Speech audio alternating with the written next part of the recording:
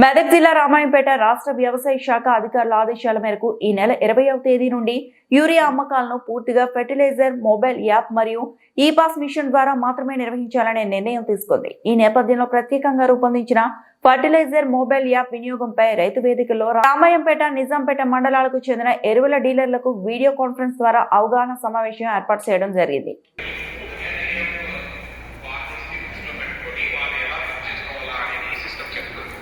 So నేను చెప్పినట్టు anybody can put in farmer ఆయన రైతే ఆయన మొబైల్లోనే చేసుకోవాలని లేదు. అక్కడ చదువుకున్న కుర్రోలు ఎవరైనా ఉంటే కూడా ఆ గ్రామంలో లేదా 80% మేబీ ఇది మాత్రం 80% సింగిల్ బస్తా కూడా అమ్మడానికి లేదు. ఫస్ట్ థింగ్ ఏంటంటే 3 ఫేజ్లు ఉన్నాయి. ఫస్ట్ ఫేజ్ ఏంటంటే రైతులకు సంబంధించి ఎవరైనా లాగిన్ కావచ్చు. అది మీ షాప్లో ఉన్న పిల్లలైనా లాగిన్ కావచ్చు, మీరైనా లాగిన్ కావచ్చు, డిపార్ట్మెంట్ అయినా లాగిన్ కావచ్చు, రైతులైనా లాగిన్ కావచ్చు.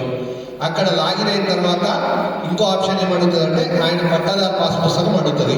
పట్టాదారు పాస్ పుస్తకానికి ఏదైతే లింక్ ఉందో ఆ లింక్ ఉన్న ఫోన్ నెంబర్కి ఓటీపీ వెళ్తుంది.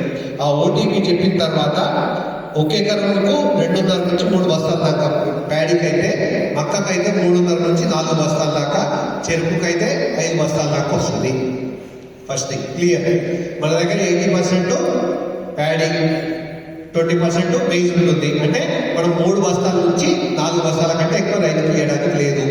అతనికి ఎన్నైతే ఎకరాలు ఉంది, ఇప్పుడు నాకు ఒక 5 ఎకరాలు ఉంది. 5 ఎకరాల్లో 3 బస్తాలు చొప్పున 15 బస్తాలు నాకు ఎలిజిబిలిటీ టోటల్గా ఆ సీజన్ మొత్తంలో. ఏంటంటే డైరెక్ట్ ఆడికి పోతుంది. వన్స్ ఒకసారి కమిషన్ ఎగ్జాంపుల్ చెప్తున్నా, పెట్టే ముఖం ఉంటుందో కమిషనరేట్ దగ్గరికి పోయిన తర్వాత దేర్ ఇస్ నో ఎక్స్క్యూజన్.